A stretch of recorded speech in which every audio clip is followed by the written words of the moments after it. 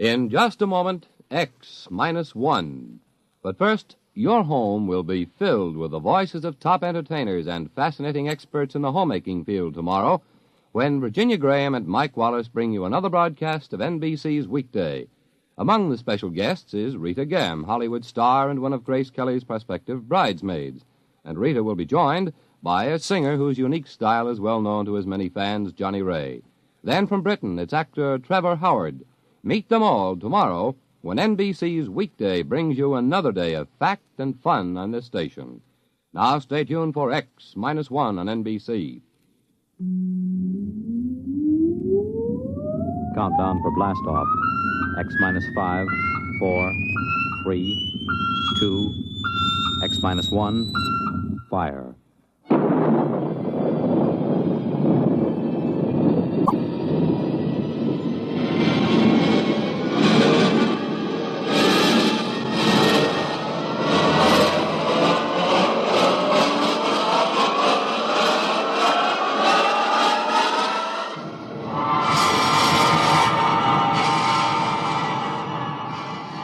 From the far horizons of the unknown come transcribed tales of new dimensions in time and space. These are stories of the future, adventures in which you'll live in a million, could be years, on 1,000 maybe worlds. The National Broadcasting Company, in cooperation with Galaxy Science Fiction Magazine, presents X minus 1.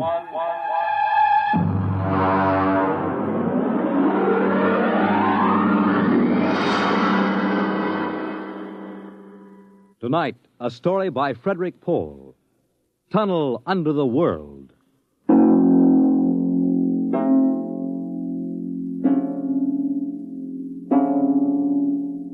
On the morning of June 15th, Guy Burckhardt woke up screaming. Ah! It was more real than any dream he had ever had in his life. He could still hear and feel that sharp, metal-ripping explosion, that searing wave of heat. He sat up. Mary! Where are you? Guy, what's wrong? You're trembling. Where were you? In the kitchen cooking breakfast. What is it? I don't know, a dream, I guess. An explosion. Did you say an explosion?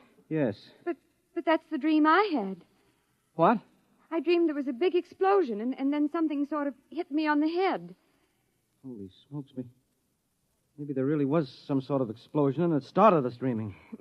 Well, there'll be an explosion down at your office if you don't hurry and get to work.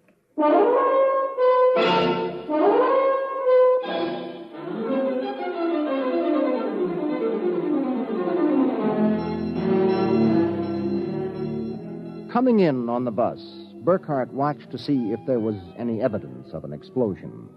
There wasn't. If anything, the town looked better than ever. The only thing that seemed strange to him was the fact that none of the usual crowd was on the bus. He was a little relieved when his old pal, Henry Swanson, finally got on. Excuse me. Henry! Pardon me, sir? Henry, what's the matter with you? It's me, Guy Burckhardt. Burckhardt? Sorry, I don't believe we've met. What? Henry, for Pete's sake, it's me. If you'll excuse me, this is my stop. Well, I'll be... How do you like that?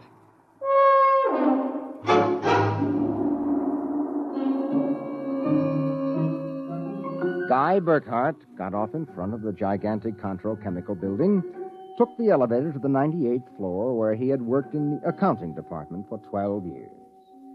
It wasn't until he was almost at his floor that he realized the speaker was not playing the usual commercials. Friends, are you happy with your present home freezer? Of course not. Well, the answer to your problems is a Fecco freezer. Fecco freezers are better freezers. Most wives would do anything for a Fecco freezer. Friends, are you happy with your present home freezer?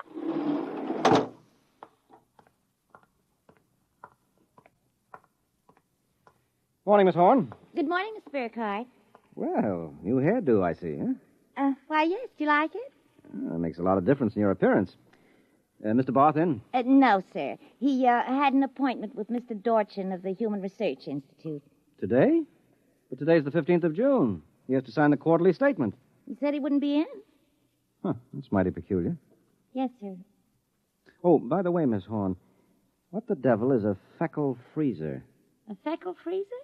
There's some new copy on the elevator commercial. Dorch must have landed another account. Feckle freezers. I really don't know, Mr. Burckhardt. It's a funny day. Can't quite put my finger on it, but there's something strange going on.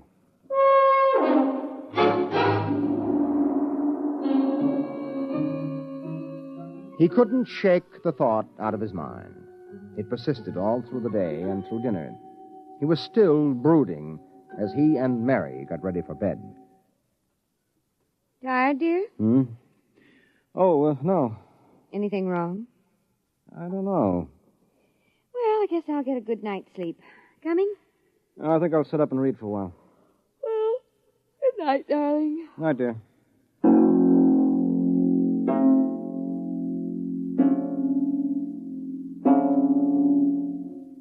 At exactly midnight, Guy Burckhardt lapsed into a sudden, deep sleep. And the following morning, he woke up, screaming. Darling, what is it? What's wrong? Oh, nothing. Bad dream, I guess. Oh, you gave me such a shock. I seem to be having a lot of nightmares lately. Really? Yes, the one I had yesterday. This was the same. A big explosion and then nothing. You had a dream yesterday? Well, of course I did. You had the same sort of dream. I? Guy, you're mistaken. I don't remember dreaming. Oh, now, Mary, you told me. Guy, you're mistaken. But, Mary, you... Maybe you dreamed I had a dream. Maybe... Well, yes, I might have done that, I suppose. Everything did seem sort of strange yesterday. Oh, that's probably it. You better get dressed, dear. Today's the 15th. That's when the quarterly statement... 15th? Yes. Well, it must have been a dream, because yesterday was the 15th.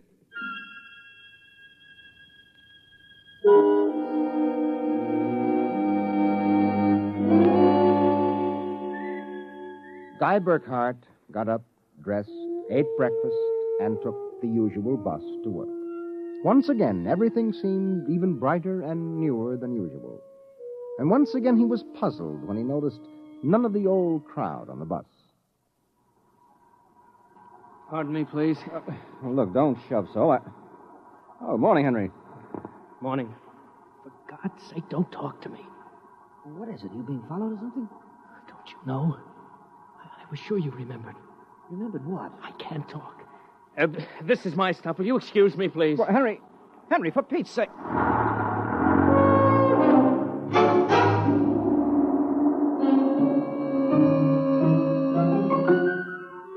As in yesterday's dream, Guy Burckhardt got off at his stop and took the elevator to the 98th floor.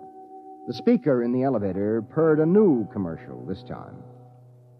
Marlin cigarettes. They're sanitized. Does your present cigarette make your throat feel raspy and unpleasant? Marlin cigarettes contain a miraculous new drug which actually gives you the sensation of smooth, creamy smoke. Marlin cigarettes. Marlin cigarettes. He walked down the marble corridor to his office. Good morning, Mr. Burckhardt. Good morning, Miss Horn. Do you like my new hairdo? Yes. Is Mr. Barth in? No, sir. He had an Appointment with Mr. Dorchin at the Research Institute. I know. You know? Well, I guessed it anyway. And today is the 15th of June, and he won't be here to sign the quarterly statement, and I'm going nuts. Let me have a cigarette, will you? Yes, sir. Try one of these. They're Marlins. I never heard of Marlins before today. What are we, a bunch of guinea pigs? Something wrong, Mr. Burckhardt? Wrong? Perish the thought, Miss Horn. Perish the thought.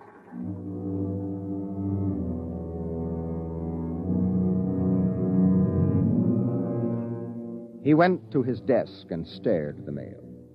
Before he opened it, he knew that the factory distributor's envelope contained an order for 12 new electronic computers.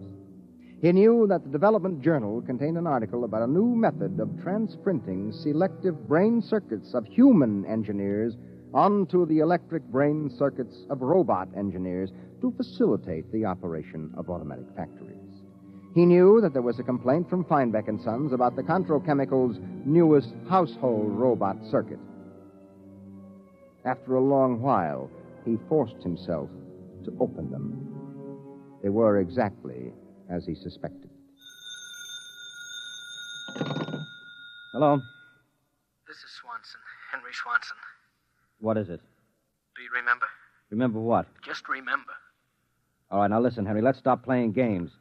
Yesterday, either I was dreaming or you snubbed me on the bus. Today, the same thing happens. Oh, you do remember, thank heavens. I thought so when I saw you, but I couldn't be sure. Well, what is it you want? Listen, tomorrow morning, when I get off the bus, you get off with me. Be casual. They may be watching. Who may be watching? Swanson! Hello!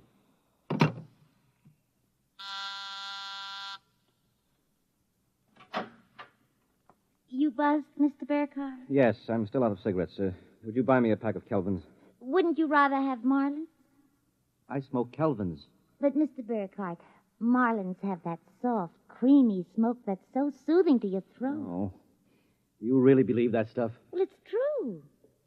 I wouldn't say this, Mr. Burckhardt, except that, well, I've gotten to know you pretty well, and I've grown to admire you so much. I see. Would you mind, Mr. Burckhardt, if I told you that for months now I've wanted to, well, just comfort you? I know how troubled you've been.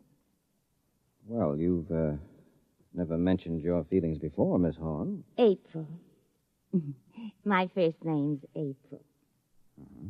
Well, that's a pretty name. You see, I do have your welfare at heart. That's why when I see you smoking Kelvins and I know Marlins are so much better, won't you let me buy some of them for you, huh? Well, I suppose so. Why not? Here, bring me a carton. Oh, thank you, Mr. Burckhardt. Guy? I think you ought to go. I'll be back.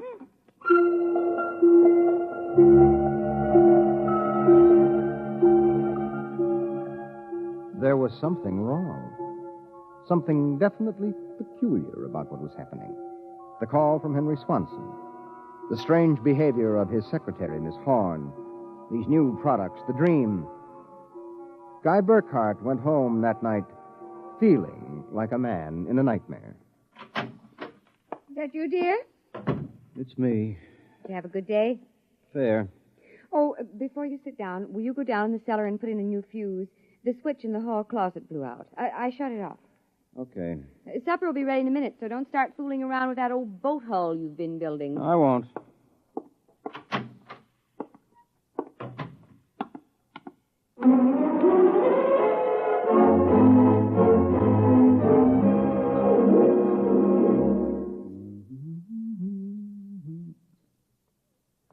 Mary!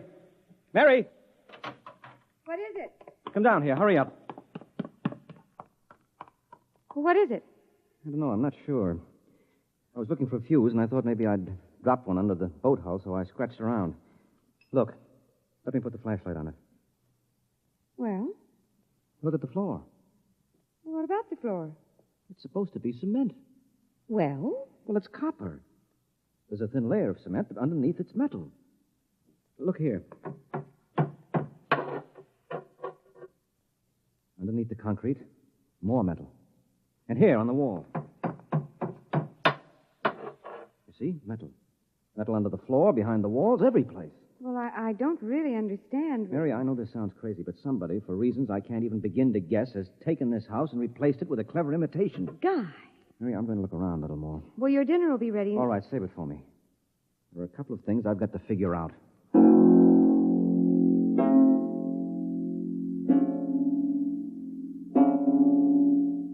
The following morning, Guy Burckhardt woke up screaming.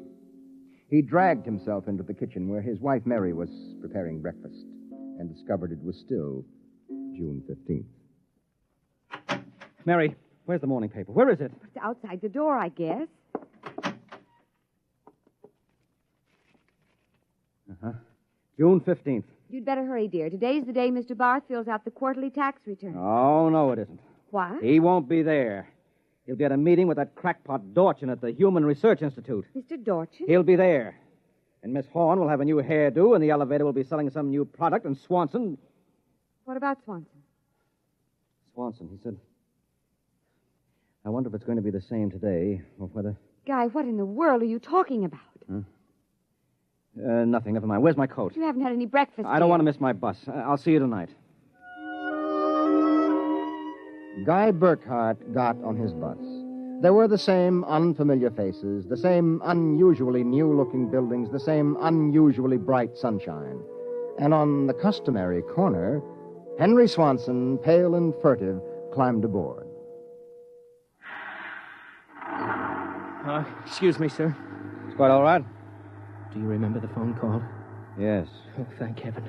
Get off at the next corner and follow me. Where are you going? There's an excavation for a building about a block down. Make sure you aren't followed. I'll go first.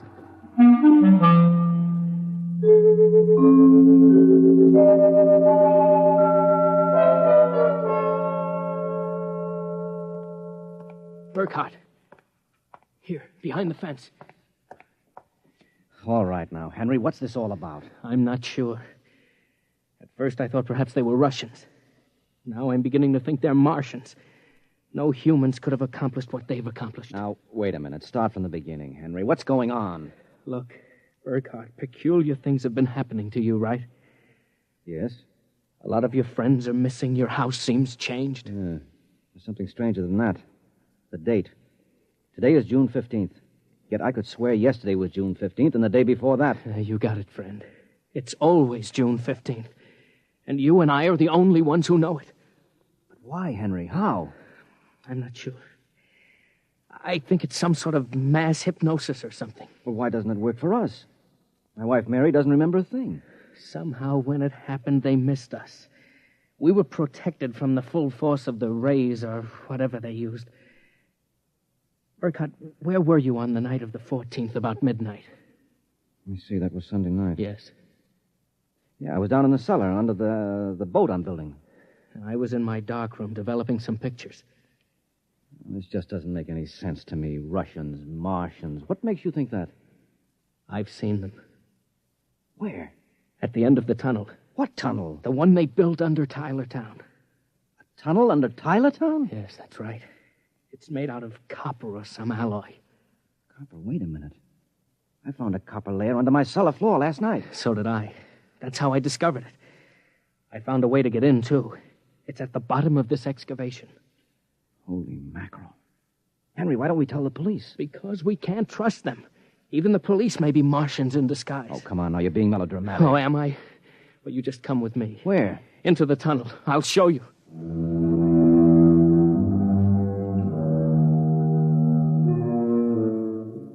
Henry Swanson led Guy Burckhardt to a small hole in the side of the excavation. There he removed a cut-out piece of metallic substance, and they crawled into a dimly lighted tunnel.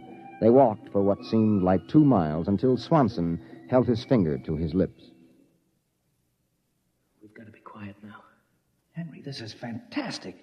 They've got a tunnel right under the whole town. Oh, you haven't seen anything yet. There's a room a little farther down. We'll be able to look through a glass in the door.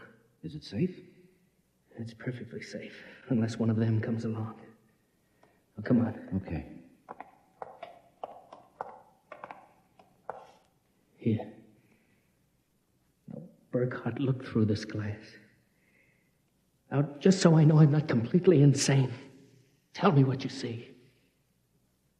Good Lord. Well? A tremendous panel with dozens of telescreens. And in front of each a servo robot. They seem to be computing something. Yes, I've watched them. They're evaluating data from the screens. Have you gotten a chance to look at the data on those screens? No. I've been afraid to go in. There might be a warning circuit somewhere. Well, if we knew what those robots were working on, we could go to the authorities. I'll risk it if you will. All right, it's worth a chance. We're lost anyway. Okay. Open the door.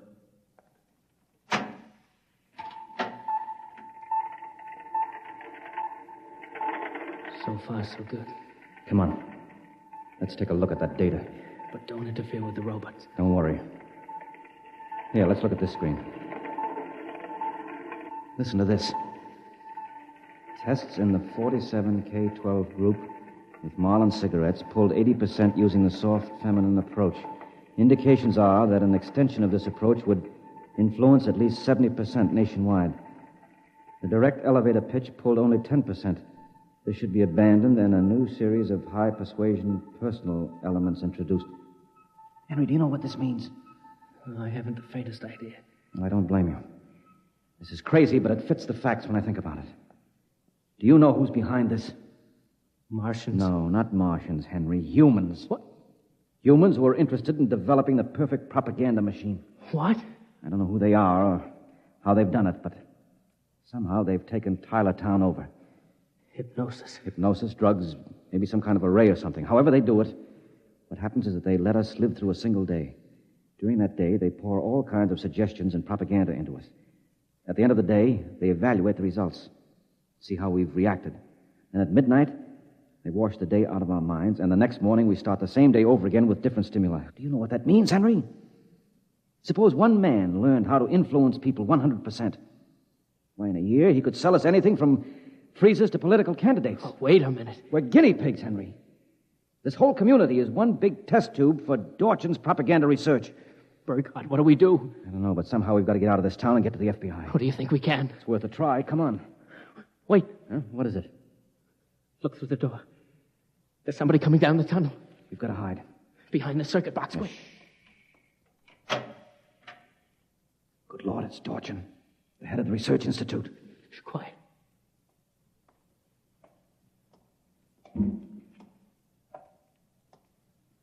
All right, Burckhardt, come out. We know you're in this room. Miss Horn has informed us that you remember. I must warn you that it's useless to buck us. Come out peacefully. Let our maintenance crew adjust you properly so you don't remember from one experiment to the next. It will be quite painless. If you don't come out peacefully, we'll have to get you. Henry, take this wrench.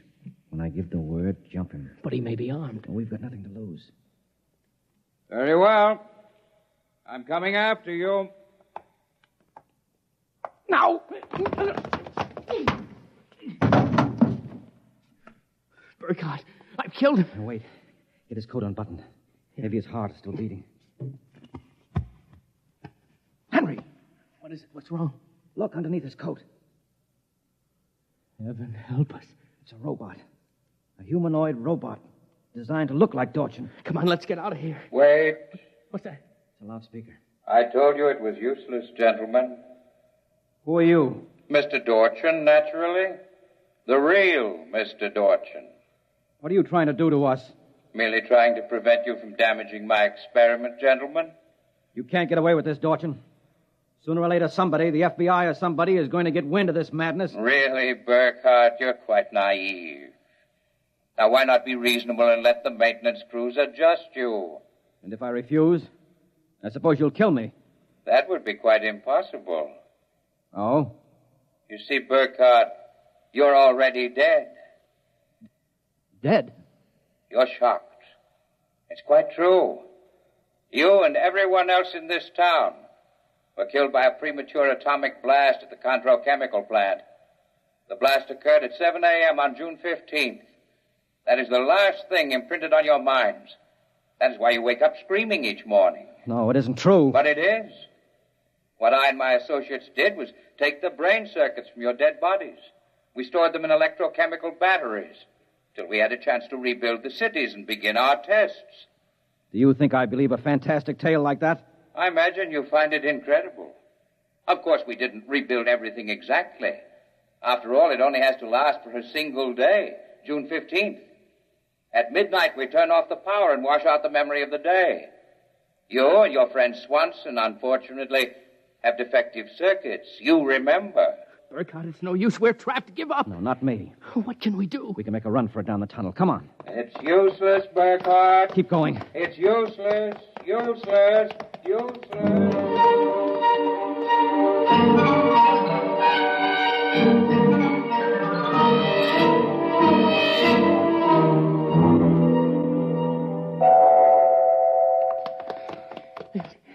Now, this door is open. It opens. Oh, no. No, I don't believe it. Swanson, look.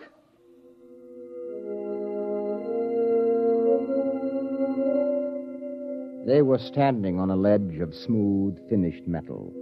At their feet, the ledge dropped away into a chasm so deep they could not see the bottom. Beyond was only a glare so bright that their eyes could not stand to look into it. And yet, just at the limit of their vision, something towered. Something so huge it was almost inconceivable. Something. Burckhardt? Yes? This is Dorchin. Now do you understand why it's useless? The great looming figure moved closer. It seemed to take shape now, and yet it was so gigantic as to be unbelievable. It came closer. The glare was partially blocked. And then, Guy Burckhardt knew that the towering shape was none other than Dorchin himself. You see how I did it, Burckhardt? I took your brain circuits and had them reduced so they could be transferred to tiny humanoid mannequins. That's what you are, Burckhardt. A tiny miniature of yourself. And this city, this whole experiment I'm conducting, is built on a tabletop.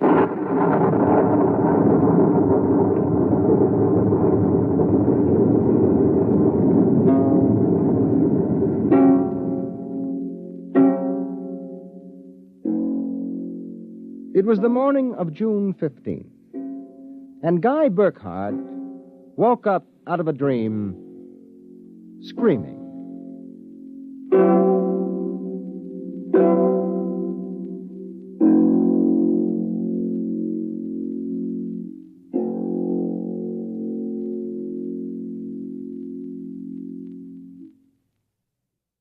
You have just heard X-1, presented by the National Broadcasting Company in cooperation with Galaxy Science Fiction Magazine, which this month features another story by tonight's author, Frederik Pohl.